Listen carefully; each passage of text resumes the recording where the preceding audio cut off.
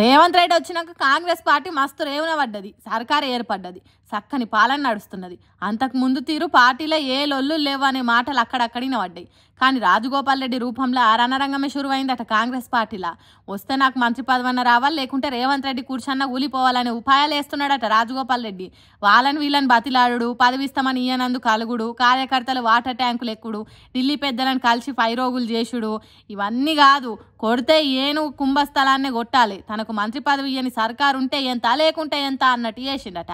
రేవంత్ రెడ్డి అంటే రవ్వంత ఇష్టం లేని కాంగ్రెస్ పార్టీ ఎమ్మెల్యేలతో ఈ మీటింగ్ పెట్టిండట. అది కూడా ఒక్కరిద్దరు కాదు, 25 మందిని కూడగట్టిండట. ఇంకేమున్నది, గుండెల్లో గుంపం దిగినంత పని అవుతుందట సీఎం రేవంత్ రెడ్డికి. రాజగోపాల్ రెడ్డి మంత్రి పదవి నా సీఎం పదవికి ఎసరు పెట్టిందని అందుకే అర్జెంటుగా మీటింగ్ పెట్టిండట ఒక్కొక్క ఎమ్మెల్యేతోని.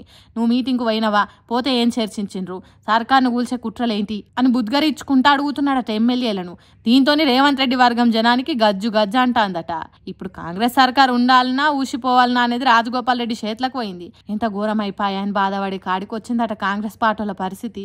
ముందు ముందు ఏం జరుగుతుందేమో పోన్రి.